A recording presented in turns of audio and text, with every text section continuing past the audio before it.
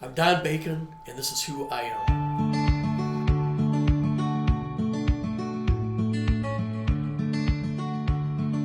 Hello, I'm Don Bacon, and I represent the hardworking men and women of the 2nd District of Nebraska. We have an obligation to leave no one behind.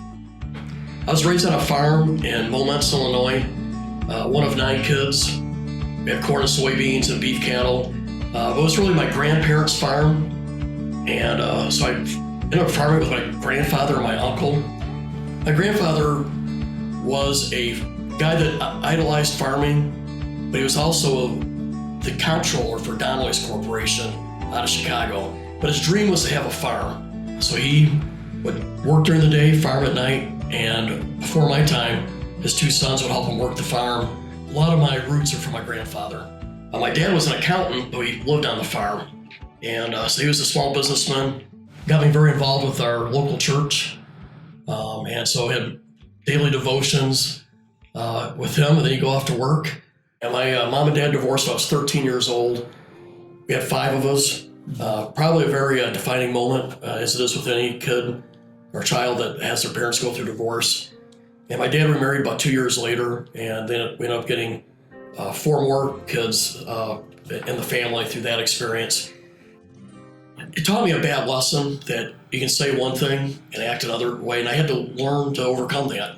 And I am a believer, and I know God gives us principles to live by, and one of them is to love unconditionally and to forgive. And I didn't really see that, but as I had to learn to be that way, to be a successful married person myself, which I've been married now 38 years. But I had to learn. My wife and I both came from broken homes, so we had to learn, what does it mean to be a good husband, a good wife, when we didn't really see that too well in our childhoods.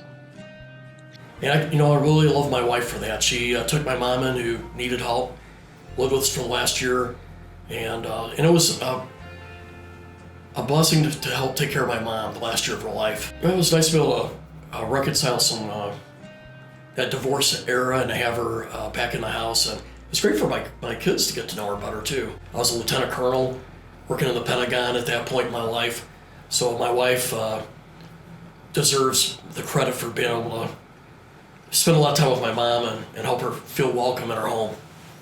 So I graduated high school when I was 16 years old, and Grace Baptist Academy. And this is, as I already mentioned, my parents had that divorce. There's a lot of turmoil in my house. So my grandmother one day calls me, on my dad's side, grandmother. She says, "Don, I need to get you in a place where there's a little bit of peace. And so I'm going to send you to Northwestern College in Iowa." My job, farm kid from Illinois. And I spent 2 years there, and then went to 2 years at Northern Illinois, closer back to home. And I met my wife when I was 18, and we dated for about 2 years. I got married when I was 20, and started our family, and we had our first child at 21, Donnie, and I joined the Air Force about the time he was born. So when I was 21 years old, I signed up for officer training school with the Air Force down in San Antonio, Texas. And I did really well in the academics, but I was not too good at the military bearing. My first communications there was a guy yelled at me, goes, "OT Bacon." I go, "Yes." He goes, "It's yes, sir, or no, sir." And I go, "Okay." That was a bad start. Out of my class of 250, I was number 1 in demerits. So I was bottom of the class. And then I went to Intel school, and thanking the Lord for this, I graduated number 1 out of my Intel school, and it sort of got my career started on a better foot. And so I ended up, and this is when I was a 2nd lieutenant. We found 2 bases in the far east of Russia. They had their latest intercontinental ballistic missiles there. Then I had to go brief the 4-star general as the lieutenant. And so I had 2 or 3 successes like that as a lieutenant, and it really got me a good start in my Air Force career. Now, I've had 2 major concerns. One is, when I retired out of the military, our readiness in the military, that's our training, maintenance on aircraft and tanks and ships. It was the lowest we have ever had since coming out of Vietnam.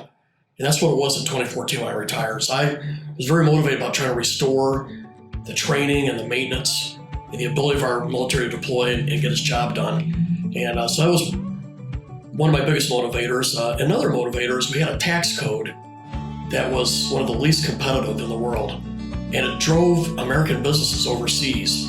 I want Americans to compete and win, and I want a tax code that brings business here and gives us at least a level playing field. And so those two areas have always motivated me. And I would say today, as I look today, I think Americans have forgot we are the leaders in the world when it comes to talking about democracy and human dignity, and we're so focused on fighting each other. We have China surging past us economically. They're making technologies that are sometimes in areas ahead of ours. We got to become Americans first and start treating each other with more respect and finding areas that we can work together if we want to remain the world superpower and be that shining city on a hill for freedom.